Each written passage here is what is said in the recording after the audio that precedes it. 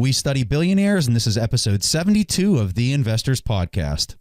Broadcasting from Bel Air, Maryland, this is the Investors Podcast. They'll read the books and summarize the lessons. They'll test the waters and tell you when it's cold. They'll give you actionable investing strategies. Your host, Preston Pish and Stig Broderson. Hey, how's everybody doing out there? This is Preston Pish, and I'm your host for the Investors Podcast. And as usual, I'm accompanied by my co-host, Stig Broderson, out in Denmark. And I really think people are going to really enjoy this episode because we got a really special guest on the show who has really just done such amazing things at such a young age. And I know that we typically talk about billionaires, people that have written books, but every so often you got to bring on a guest that's able to just accomplish so much at such a young age. And that guest that we have today his name is Nathan Latka.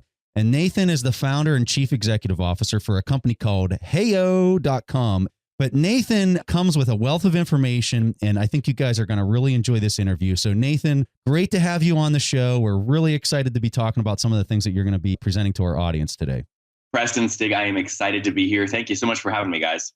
All right. So Nathan, the main purpose of our show is to study billionaires and really kind of highlight the best investors in the world.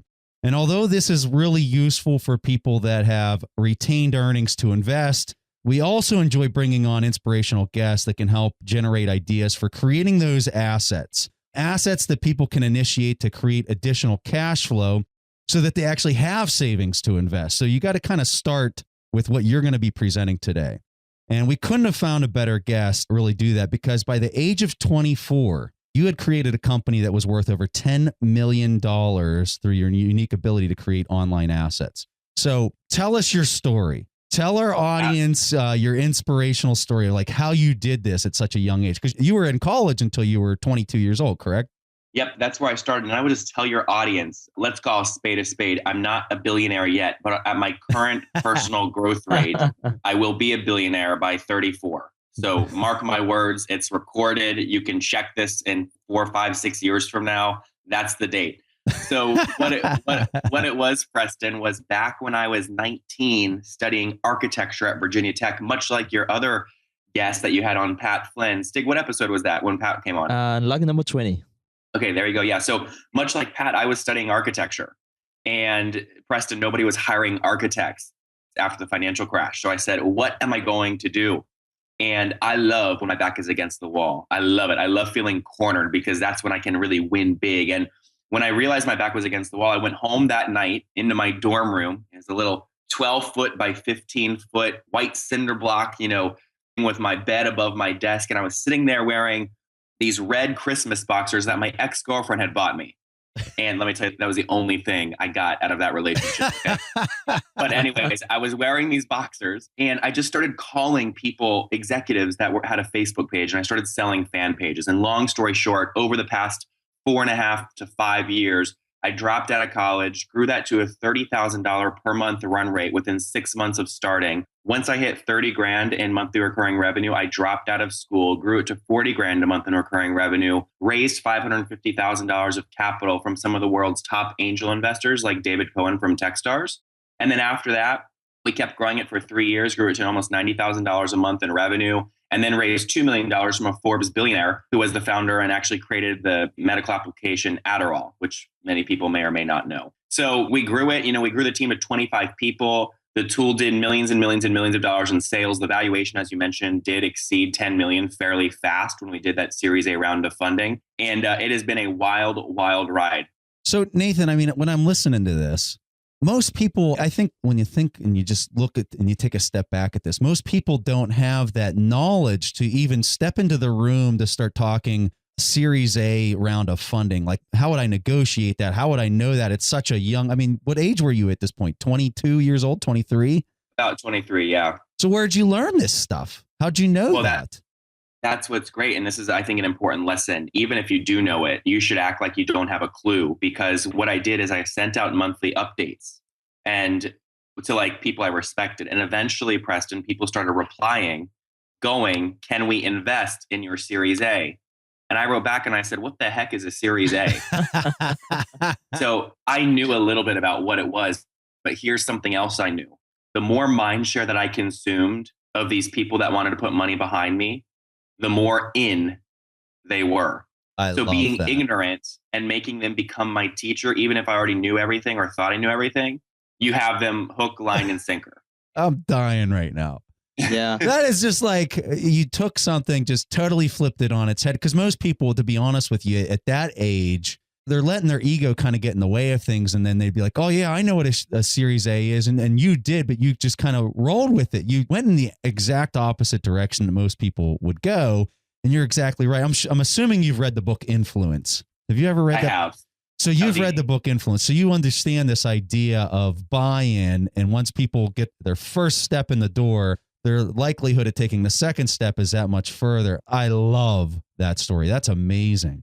So, and there is nothing from a wisdom and a soul perspective. There is nothing that an older person, and I don't mean really old, I mean, an older person, even me, seeing someone who's 15, I'm going to be really, really excited about investing in a 15-year-old I see, or a 50-year-old is going to be excited about a 26-year-old they see, if they can see their younger self in that person. And so really, if you can study people that you're trying to attract into your life and then be a bit chameleon-like, right? In terms of body gesture, in terms of when you talk to them, use their same tonality and speed. If you know they write with, a black Uniball ballpoint pen, make sure for that meeting you bring the same pen so that they go, oh my gosh, we're using the same pen. It's like the little things help them see themselves in you. And then you just become like an arm or a leg to them. It's a natural extension.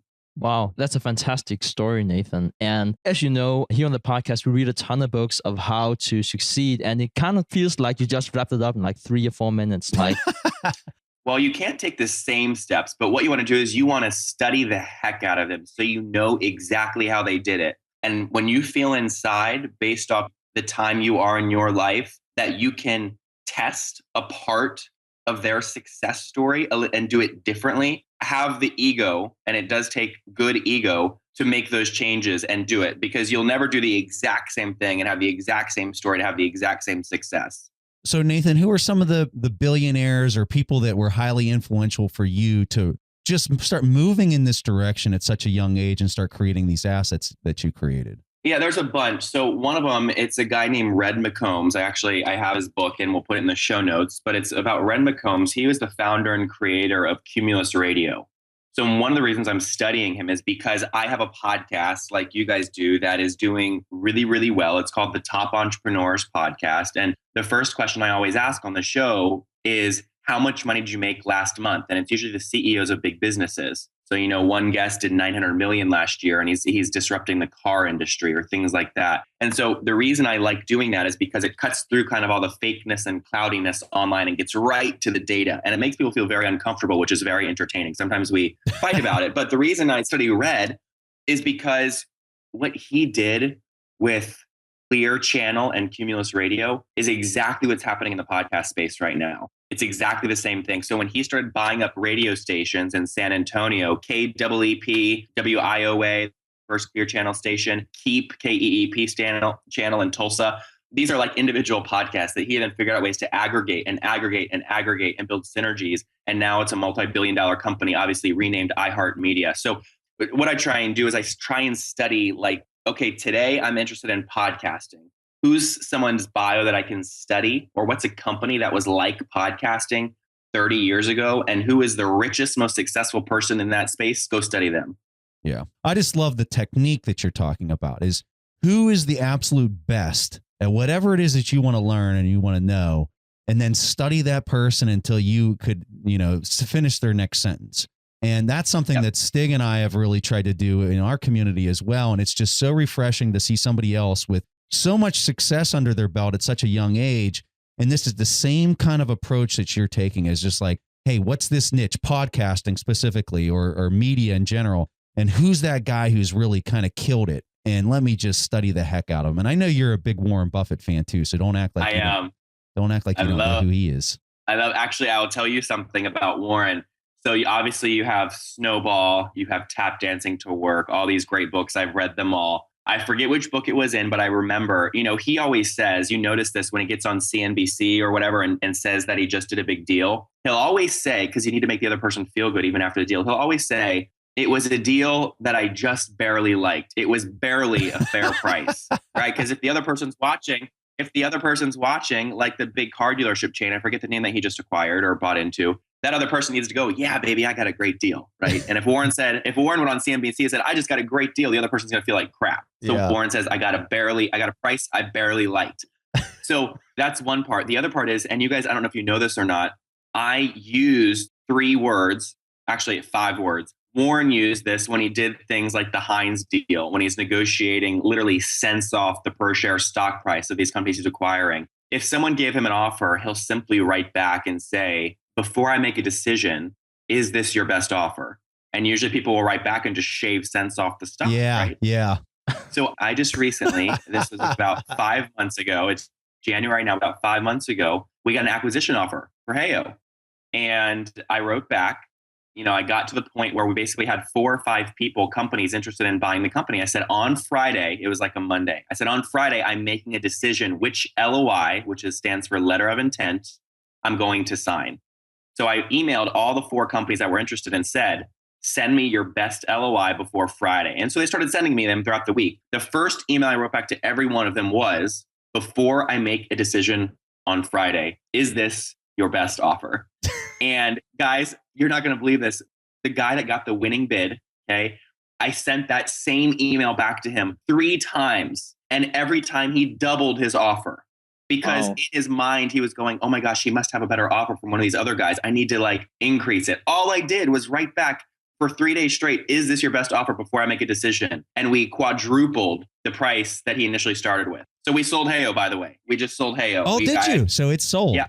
It literally just happened. And I recorded the whole sale process, the negotiation, how it ties in with Warren Buffett on my podcast in a little 3-part series on the top entrepreneurs. So your audience can search the top entrepreneurs in iTunes if they want to listen to that. I actually recorded the process. So we are going to have a link to this in the show notes. I guarantee you everyone in our audience is going to want to listen to this, including myself. So Nathan, I love that story. Oh my gosh, that is absolutely brilliant. I love it. Thank you. Thank you for those kind words. I will tell you that studying biographies of successful people is one of the best uses of anybody's time. And then where most people fall off, the difference between millionaires and people that become billionaires, I think, is because millionaires will just read the books. One of the things that I do is I have all kinds of psychological things I do in the books where I will then actually, I'll tell you guys, can I tell you an example? Is this okay? This has to do with passive income. Yeah. In Reed McComb's bio, okay, on page 46, okay, one of the things he talks about was he was trying to use radio and buy radio ad space to grow the amount of foot traffic going into his dealership in San Antonio, Texas. And so what he did is he got the top 3 radio stations in a room and said, I am prepared, listen to my wording very carefully, I am prepared to give you my entire radio advertising budget for the next month for whoever sends me the best price. So in their mind, they're sitting in this luxurious car dealership going, his budget must be huge. Well, based off what I just said, it could have been $1. Yeah. Right. So what he did was he implied something. And then because of that implication, he got back amazing deals and discounts from every radio station, picked the cheapest one, and then spent his money there. That's what a millionaire would do. They would read that and go, wow, that sounds great. What I'm doing with that is I am doing that with the podcast. So I'm in Blacksburg. I reached out to the top 3 radio stations. I said, I'm willing to spend next month's, I don't have an advertising budget, but I'll make one. I'm going to spend next month's entire advertising budget for the podcast on one radio station. I'm literally just we'll post it maybe a your point. So Nathan, your point is this, and I love this point. Most people read it and it just goes in one ear and out the other. And they're like, that's a cool story. You're taking it and you're copying and pasting it into your life and into application. And I think that if there's a moral of the story here for people listening to the show, it's this: don't just read it to read it. Read it to put it into application. When you're doing this stuff, these people are giving you the cliff notes and basically the answers to the test. That's perfect, Nathan. And thank you so much for indirectly promoting our podcast on our own podcast that that we need to study billionaires. You know what? I try, man. Yeah. Nathan, I'm sure everybody's sitting out there and they're thinking, I want to create my very first asset. And, they might be thinking about one that is online or perhaps it's not, but what do you recommend they should do, and how can they figure out what's the right thing is for them to pursue? So finding the right assets for any individual is a lot like the first steps of cooking macaroni and cheese, right? The first thing you do is you boil the water, you put on the mac and cheese, and then it gets soft. What you need to do then is strain the water, take all those little macaroni things. Those macaroni things are like your opportunity. Chuck the whole thing at the wall, and like 4 of them are going to stick, right? But there's probably 300 you just chucked at the wall. The trick is you have to understand you're going to lose money on throwing the macaroni, but the 4 that stick are going to turn into great waterfalls for you the rest of your life. That is like a faucet of cash flow that you just can't turn off. What most people struggle with, Stig, is they can't in their mind set up the bowl of macaroni. In other words, what I did when I first started is I said, okay, I am willing to spend, I'm going to make this up, $10,000 on 10 different assets. I'm going to throw $1,000 at and see which ones return cash flow. By the way, I only care about cash flow. In real estate, I don't care about appreciation. I am a cash flow guy. If it doesn't make cash for me, I'm out. And so you have to set up a rational test and say, I won't spend more than 10 grand, but I'm willing to test it. I'm willing to lose my money. And then that's how you uncover some of these truths. Yeah, I like that. And it also, I think a lot of people, when they're trying to create their very first asset, they'll pick one thing. Okay. They'll invest, in some cases, they'll invest their life savings towards it. Okay. Which is exactly opposite of what you just said. And then whenever it might not make it or it does really poorly, they just give up and say, oh, I'm just going to keep working this job that I've had. And then it's just done. They stop right there. And I think that the important thing that Nathan's talking about here too is we had another gentleman on the show. He got a deal with Mark Cuban. In his deal, he worked with Mark Cuban. And that's what he said. You have to have these hacks. You have to be just really cheap and just, if you can't do something with a little bit of capital, in most cases, it's not really maybe something that you should go after and pursue because the upside versus the downside is so lopsided and you're just setting yourself up for failure. And so I think that really kind of twofold with what you're saying here. It shouldn't take a lot of money to create your first asset. That's the first thing. And then the second thing is it might not be the first thing that you try. You might have to try 10 different things until you get something to stick. But when you do get that one thing to stick, then you're going down that path. And it's amazing how you get like this compounding asset accumulation thing going after you create the first one that works. And I think that's what people have to have a realization for is you got to get that one thing to work. And then after that, they just kind of start, accumulating and building at that point. It is the world's biggest lie when people believe that they don't have enough cash to get started finding an asset, because you can look at very simple things. You only have $100 and you want to follow the advice that we're talking about. You would go in and you would start looking for assets that generate cash flow in your daily life that you can buy for less than, $10-20. An example of one of those that I did very early on. I'm talking, I was like 17, 16. Because I noticed that in every coffee shop, they have these little things you put 25 cents in and it spits out chocolate covered coffee beans or something like that. And I said, wow, all I got to do is really fill that up maybe once a month. And then I just get a bunch of quarters. I wonder what it would cost to buy one of those and do it. So I just bought a few of those, like $10 each, $10, but they were returning about $12 per month. I'm like, oh, cool. Okay. That's basically $2 a month per little unit per thing. And then maybe you go into pinball machines. And then you go into vending machines, then you go into real estate, and then you go into software businesses, but you have to start. Hey, Nathan, I've heard in another interview, and I know this wasn't a question that we were going to ask, but I think it gets to the point of you don't necessarily have to have capital to create your first asset. And I want you to describe your story of how you started your company, Heyo, because it was a phone call, wasn't it? Yeah, it was. Many people, they go, oh my gosh, Nathan's on the show right now talking about a software company, but I can't do a software company. I don't know how to code. I don't know where to start. Well, guess what? It doesn't matter. I was architecture. So what I did is I went home and I called folks, and basically once I sold them, and that usually, I would have to make 10 calls to make one sale. That was my ratio back then. I'm much, much better now, by the way. But I would call and say, hey, I need you to go here to my PayPal account and send me $700 for the custom fan page. And this is critical. Listen to these words carefully. I need 6 months to deliver you the quality of product I want to deliver. If I can't give you that quality, I'm going to refund you out of respect. Is that okay? Now, who the heck's going to say no to that? Of course, they're going to say yes. They're like, wow, this guy's refreshing. He cares about quality, right? I mean, in my mind, what I'm going is, if I don't sell at least 100 of these at $700 a pop for 70 grand, it's not worth me spending the time to learn how to code. So I basically have 5 months to sell. And if I hit my target, then I have, a week to learn and another 3 weeks to actually code and execute all these things for people. So what happened was I hit the 70 grand. I sold 100 of these at $700 a pop. My PayPal account was super full. I then watched YouTube videos from this little man. Okay. This little man was teaching FBML on YouTube.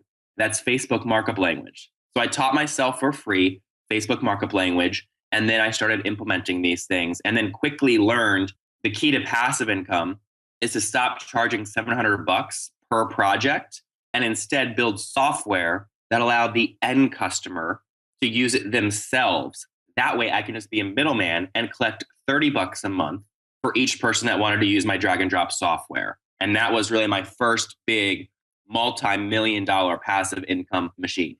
For me, the thing that's amazing here is going back to the example. Everyone thinks they've got to have money up front. You completely flip that on its head. You're like, no, I'm just going to sell something that I don't even have a product for, that I haven't even created, that I don't even know how to create at this point in time.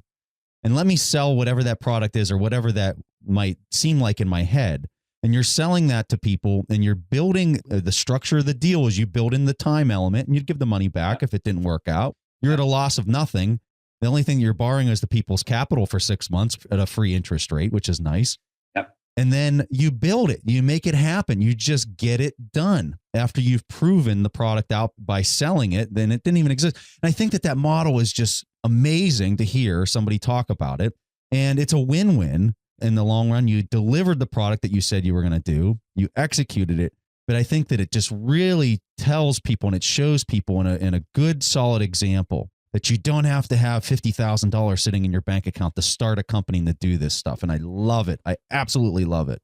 You know, Nathan, I think this story is really inspiring. And I got to tell you one thing. When Preston called me up and said, hey, Stig, we should do a podcast, the first thing I thought was, I have no clue how to do that. How can we ever do that? And to be honest, I'm not really sure Preston knew that, but we figured it out, right? So my next question to you would be, before starting a podcast, had you no clue about how to work with a mixer or how to work with a mic? Well, first off, you guys look great doing the podcast. You've got the branding everywhere. You've got the video. You've got the pre-show, the post-show. You're ranked high. You're doing fantastic. I'm about to tell you something that most people are just, their mouths are going to drop.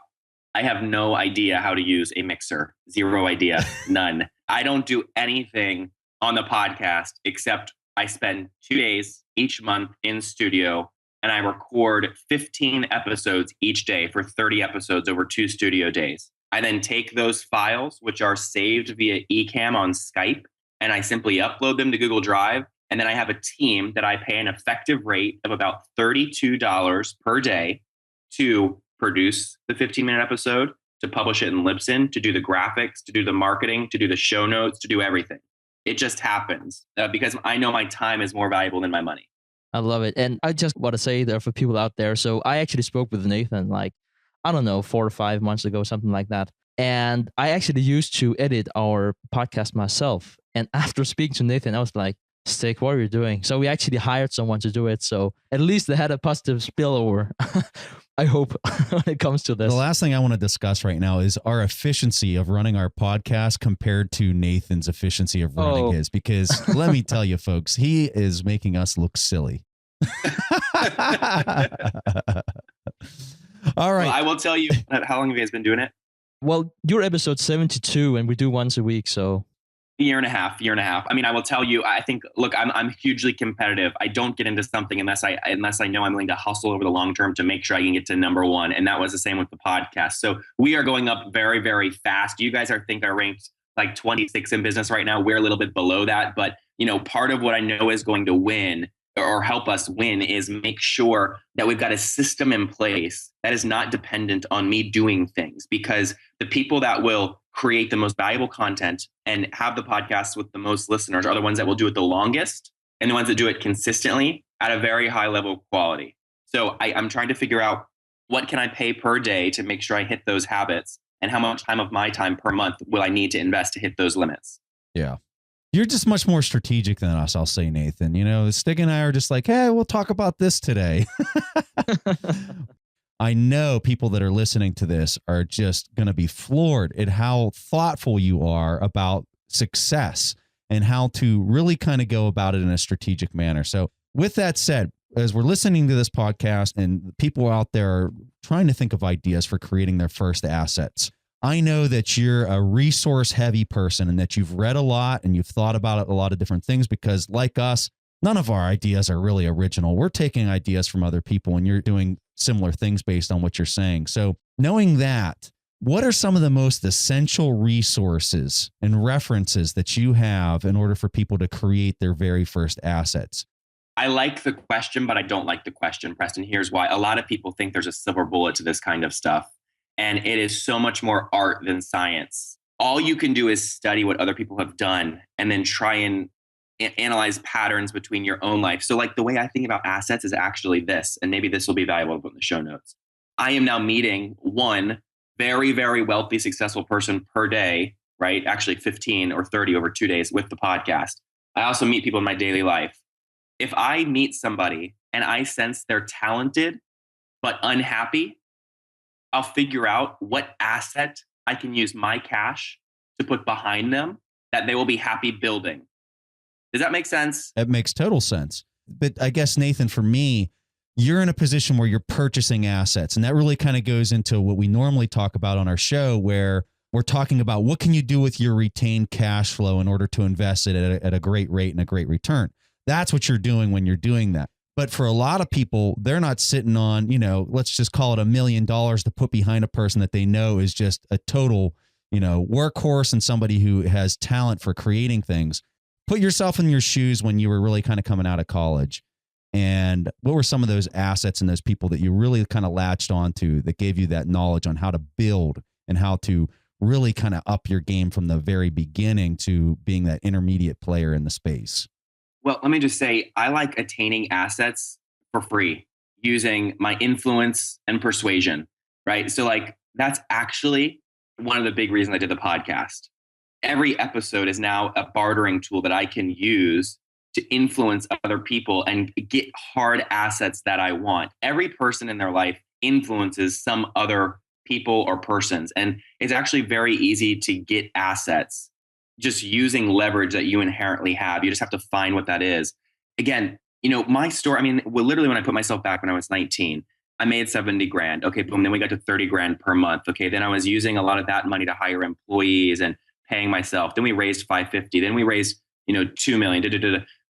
My first big deal was there was a lady named Erin in Blacksburg, Virginia, which is where I was at Virginia Tech, who was a realtor. And I said, Erin, I'm like, I hear real estate's a good thing to invest in. If you ever see a deal, email it to me. That was like my first time thinking really about like hard assets. And she just wrote me back and said, yeah, there's a 3-bedroom. It's a duplex, 3-bedroom, 2-bath on each side. Its sale price is $215,000 in Blacksburg, Virginia. And she said, I think it's a great deal. I think rents could be about $2,400 per month. A mortgage payment, if you only put 5% or 20% down, is going to be about $1,500. So it's going to cash flow $1,000 per month. She emailed me that on a Friday night at about 4:30. At about 4:35, I wrote back and I said, do the deal. I did no research. I hadn't even seen the house. It comes down to Erin. That's what I mean. It comes down to people. You see, if I did all the studying myself, reading the motivational quotes, studying the books and all that, I can only scale that so big. I would much prefer to find people that are just intelligent people that I can work with and do that. And so a lot of my early cash flow, maybe this is really what you're getting at, Preston. A lot of my early cash flow, like you're thinking, I couldn't do that real estate deal if I couldn't put 20% down. A lot of my early cash flow came from me selling fan pages, like just grit and hustle to sell fan pages. So I had a pot of money to play with. Well, wow, Nathan, that was another really fantastic story. And Preston, now we just simply floored here. That was why people might heard a post like, we were like, tell us more. we want to do duplexes in Virginia now. It sounds really good. One of the things that we definitely are into, that's Warren Buffett. And I know that you're into Warren Buffett as well, Nathan. And even though that you have been successful with a software company and people might be thinking, well, Warren Buffett and software doesn't go hand in hand. Still, you attribute your success to what you have learned from Buffett. So how has he influenced your career and your business decisions? Yeah, well, I will tell you, you guys say you study billionaires. I'm actually about to put a blog post out, or maybe I'll do an episode on it. Almost 90% of people who are billionaires, current today, January 2016 or somewhere in 2016, are worth $1 billion. Almost all of them were doing the exact same thing when they were 13 years old. Can you guys guess what it is? Delivering newspapers. That is exactly right. Really? Every single one of them. Warren Buffett, Red McCombs, Mark Cuban, almost every billionaire, when they were either 12 or 13, they were doing a newspaper route. And then I question myself. I go, why? If so many billionaires were doing that exact same thing at 12 or 13, that's instructional for parents listening right now. Like, what is the modern day delivering newspaper route for your kids so you can set them up to be billionaires so they take you on nice vacations when you're older, right? Well, what it comes down to is really discipline, right? Getting up at 3 a.m. every morning to delivering paper routes. That is something that takes a lot of discipline. So it's a mindset. It's being able to get up every morning excited about what you're doing and execute it. Now, the second part of it in the newspaper route industry is if you out hustle the people doing, delivering newspapers 2 streets down from you, you can acquire their route, right? So the same mindset principles that Warren Buffett is using to get the Heinz deal, it's the exact same principles he was using to acquire the newspaper route next to him when he was 12 years old. It's just he's done it so much now, he has it perfected. So you have to build these habits into your daily life. Wow. Did you deliver newspapers when you were 13, Nathan? I'm just curious. I did not. I will tell you what I did. What I did was I refereed soccer games when I was very, very young. I would make $30 a game, and each game would be about 45 minutes. And then if you refereed 40 games, you would get a $200 bonus. So I was making a lot of money doing that. I reinvested that money when I was young. I was actually probably younger than what you're allowed to be working. I took that money and started basically buying like hemp. You ever see those like bracelets you can make with hemp? You like do a little knot and do.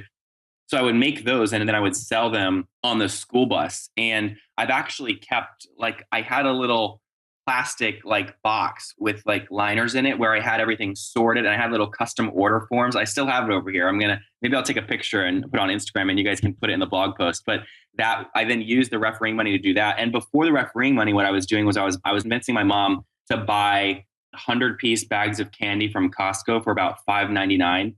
And I would take that bag of candy and sell each piece for $1 on the school bus because everyone always had $1 if their parents gave them cash to buy lunch. And so parents hated me. I mean, oh my gosh, did they hate me?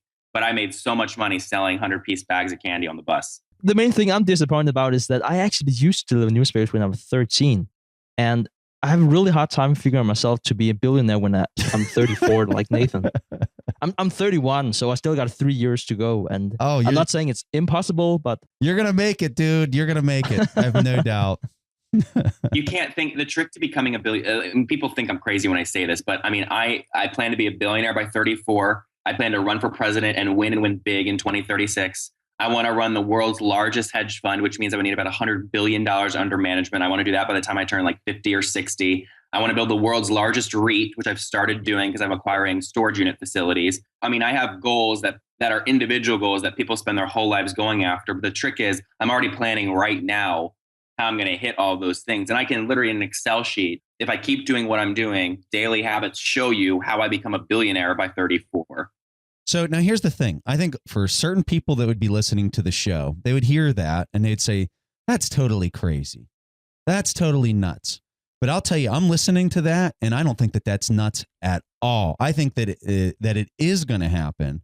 And I think that the mindset is probably one of the most important things we can discuss right now, because there's a book called Think and Grow Rich. We did a review on it. I forget what episode it is, but we wrote an executive summary for people to listen to. I guarantee you, I don't even know if Nathan's read this, but I guarantee you Nathan's read this book and he's nodding his head yes. Okay. So this is what that book is all about. And it's the mindset. It's not the idea. You didn't hear him say in 1 ounce of what he just said, I think by the time I'm 34 that I could potentially have $1 billion net worth. You didn't hear him say that at all. What you heard him say is, when I'm 34 years old, I'm going to be a billionaire. Okay. And whether it's true or not, it doesn't matter. But in his mind, in his head right now, that is happening, folks. And that mindset of it is going to happen, and I'm going to figure out every way possible in order to make it happen, is the mindset that separates people who become billionaires or have a high net worth or whatever it is that you want to accomplish. It doesn't have to be even net worth. It could be, I'm going to be the best soccer player in the world, or I'm going to be the best javelin thrower, whatever it is that you desire. It can be yours, but it has to start with your mindset. and fully knowing without one doubt, one iota of a doubt that it's going to happen. When you start there, you are going to automatically start figuring out the milestones that have to happen between time now and that date that you put in the sand that it's going to occur. And I guarantee you, if we sat down with Nathan with a video camera and said, Nathan, show us the map and the path of how that's going to happen, he could roll it out and show us exactly where he's going to be at each point in time in order to achieve each one of those milestones with the end date of 34 years, him being a billionaire. He has that. I promise you. I have no doubt in my mind. Because when you think like that and you know something's going to happen, you figure out and you find the solution in order to get there. And that's extremely important. Amazing, Nathan. I absolutely love that you shared that, because most people that think that stuff and have the confidence behind it don't share it. And I think it was great to hear you say that so people can hear that mindset and understand what it is that you're going after. I just love it. I absolutely love it. All right. So Nathan, talk to our audience about opportunity cost. Specifically, talk to them about opportunity cost of their time and working efficiently and effectively. Yeah, so opportunity cost is a very, very real thing. I'll give you an example. I just sold Heyo.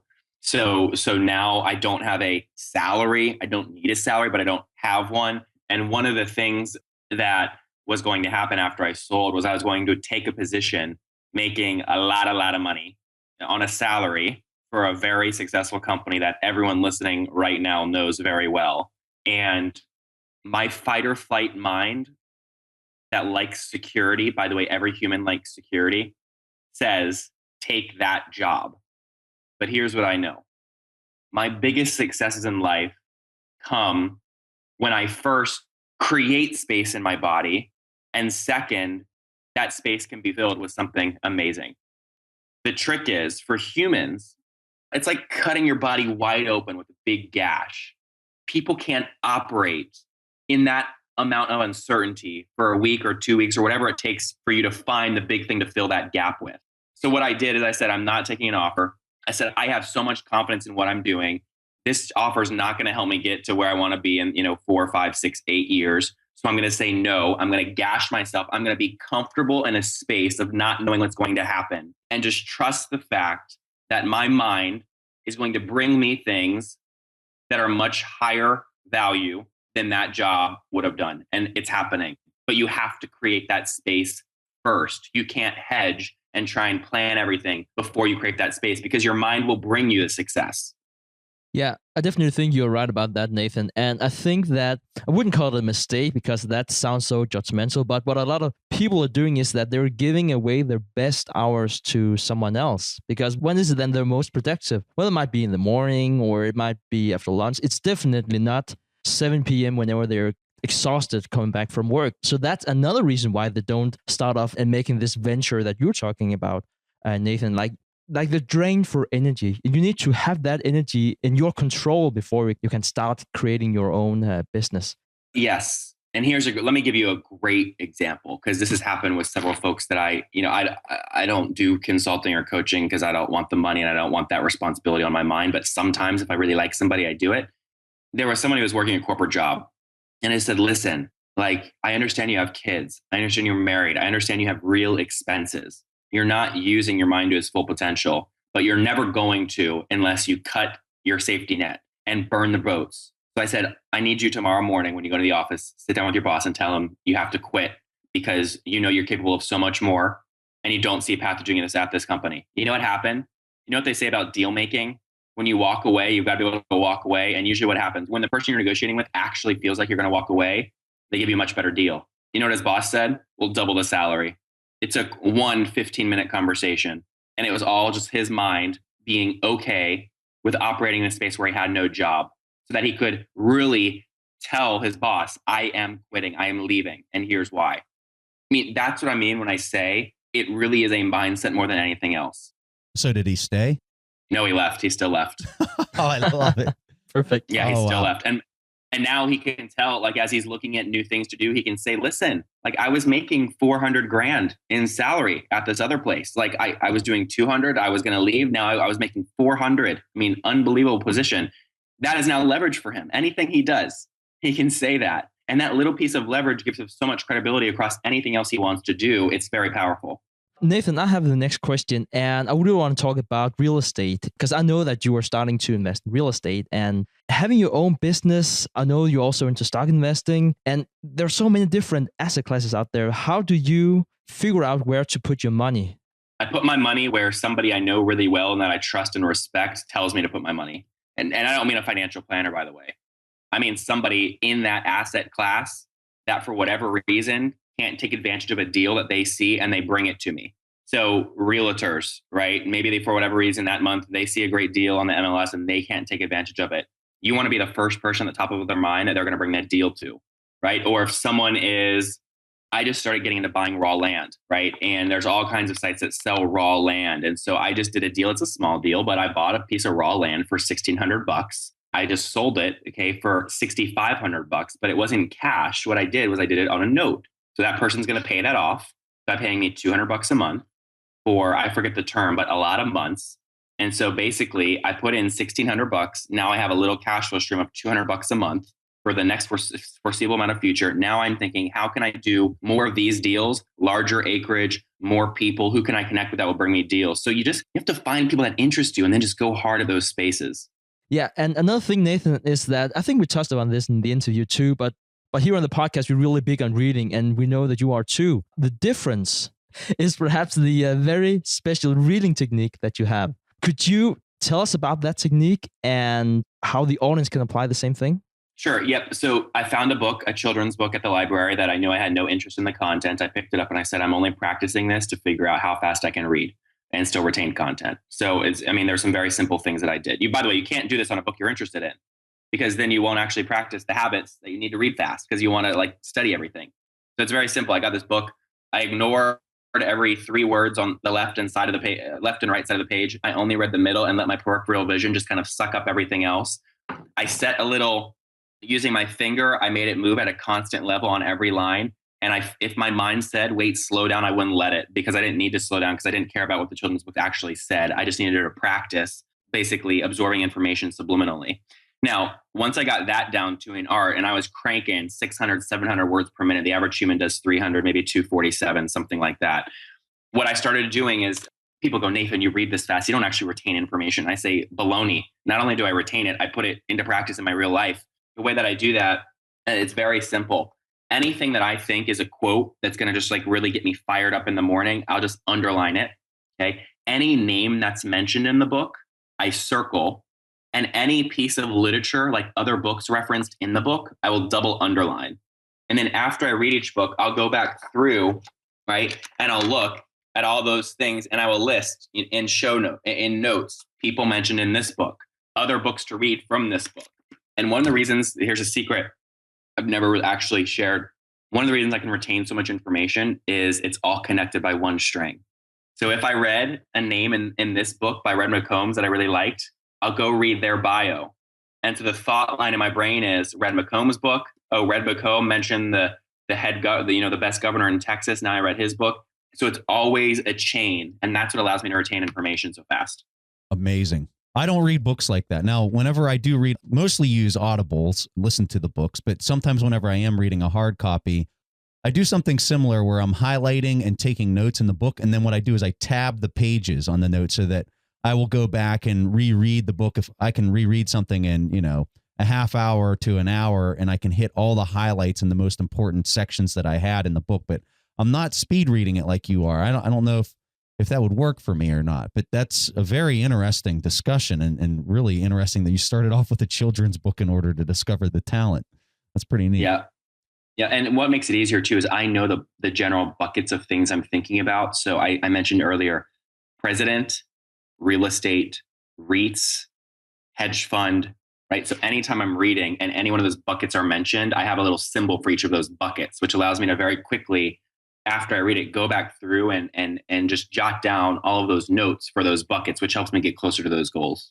So I got a question that's a little off the cuff here. So you're talking hedge fund versus owning a publicly traded business. So are you studying Dalio? Because he's probably the best living example of a hedge fund. Why are you going down the hedge fund desire versus just owning a corporation and growing it into a multi-billion-dollar enterprise? Why? I'm kind of curious why you'd choose that route, because A lot of people want to shy away from, or my opinion is, I want to shy away from the hedge fund thing because I think you're kind of handicapped by the timing in which people give you capital. So I'm kind of surprised by that. I plan to do both of those things. One of the things when I say hedge fund is you have to think, okay, like I read King of Capital, right? I'm sure you guys have probably read that book. So I study all these hedge fund guys. I love Dalio's All Weather Fund. I love Unconventional Success, which is how Yale's Dave Swenson, how he manages Yale's endowment and the asset class portfolios that he goes after. So that's how I do my asset class in terms of just my cash and where it's going in terms of the stock market. The reason I bring all that up is because you have to then say, okay, you want to have the world's largest hedge fund. How do you start? How do you get your foot into that space to create momentum? And it's actually very, very simple. It's this. A lot of companies that are smaller, where the CEO has a very large ego and really just wants to take a company public so he or she can say, I took a company public. You can go search and look for companies that have market caps at, say, less than $10 million. In those businesses that are that small, the simple expenses you incur annually for the reporting to be public are through the roof. If you simply buy that company, take it private, and eliminate all the overhead for the reporting, it's cash flow positive. So I can basically start acquiring publicly traded companies, lots of them, using this model and run it like a private equity firm, basically. But I'm not killing jobs. I'm just killing the CFO or the person doing all the publicly traded reporting. That's really interesting. Are you saying that because they have to go public, they're having to report things that really aren't necessarily something you'd have to report at a private level, and that's why it looks like it's not really making that much money? Is that the essence of it? Exactly. The administrative costs of being public range, I would say it depends, anywhere between $750 and $1.3 million per year, just in reporting fees and fees to the stock exchanges. Wow. I mean, all that stuff. So you can literally suck out almost on a good deal, $1.3 million in annual cash flow from these businesses that look like they're not doing anything publicly. But you can suck that cash flow out of them by just taking them private. And that's your 10% right there on the bottom line. Exactly. That's really interesting. Okay. Can I ask you, Nathan, so when you are acquiring, because you know there are all these regulations in terms of how much you own, and then you have to make a tender offer and all that. How do you process whenever you want to acquire, say, such a small company, also to make sure, because I guess it's very liquid too. So how do you make sure that you will get the company at the whatever current market price? How do you ensure that the price doesn't spike? See, I didn't even know that I had to think about this. This is the value of having such confidence, telling people that you're going to do something, because then they ask you great questions like Stig did, and you know exactly what to research to make sure you can do it right.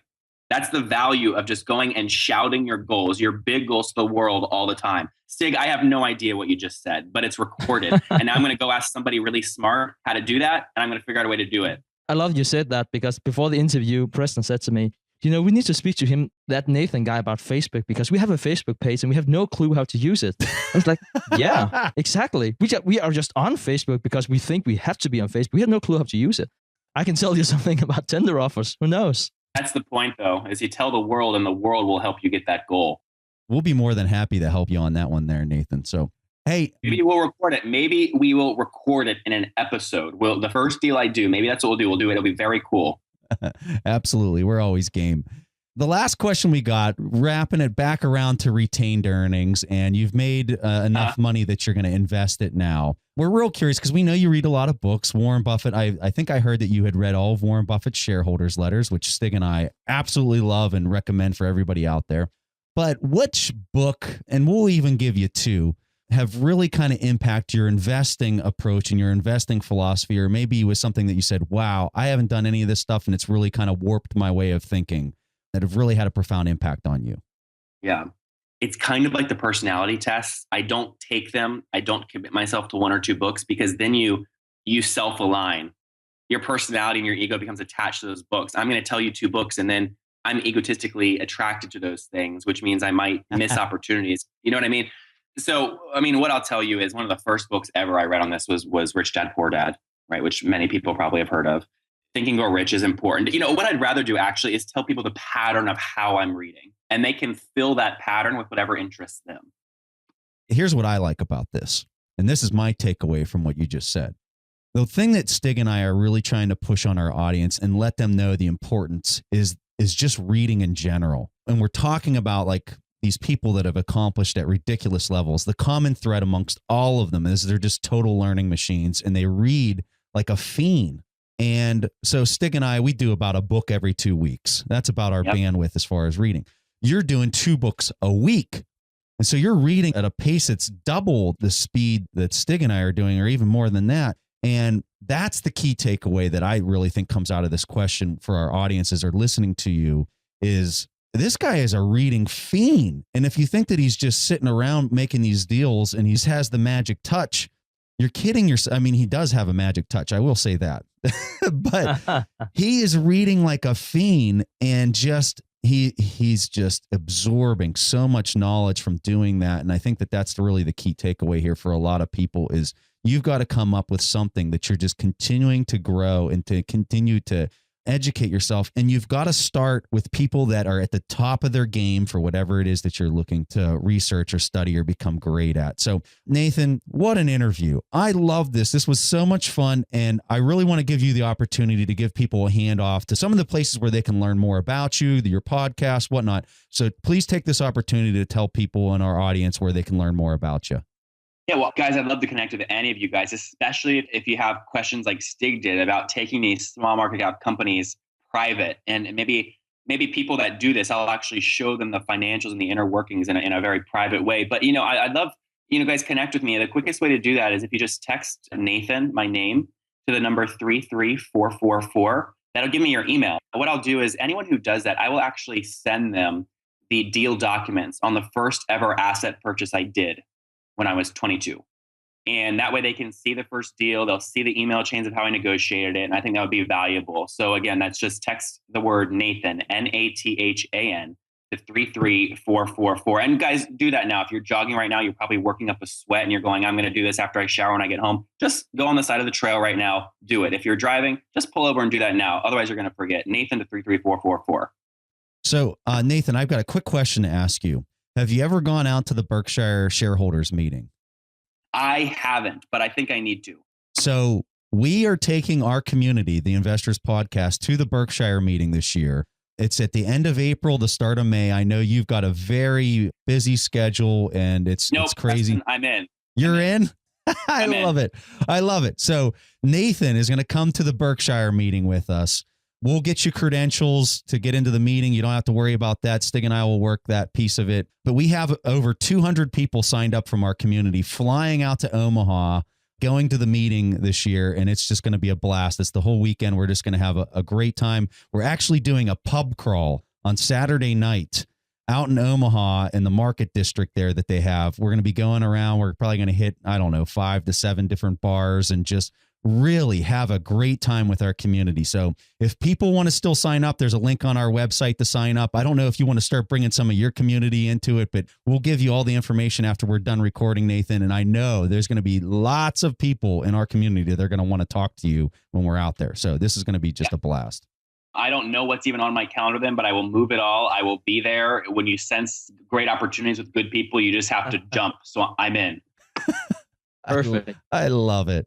All right. So that's all we have for you guys this week. What an episode. This was really fun. Nathan Latka, thank you so much for coming on our show. You guys, we put out a lot of information. If you go to our show notes, you can see all the links for all the stuff we talked about. We talked about a couple different books and stuff like that. If you want to go and sign up on our email list, we send out free executive summaries for every single book that we read. So if you sign up on our email link there, we don't send out any advertisements or spam. So just sign up on that and we'll send you guys our free executive summaries for all the books that we read. So that's all we have for you guys this week, and we will see you guys next week. Thanks for listening to The Investors Podcast. To listen to more shows or access to the tools discussed on the show, be sure to visit www.theinvestorspodcast.com. Submit your questions or request a guest appearance to The Investors Podcast by going to www.asktheinvestors.com. If your question is answered during the show, you will receive a free autographed copy of the Warren Buffett accounting book. This podcast is for entertainment purposes only. This material is copyrighted by the TIP Network and must have written approval before commercial application.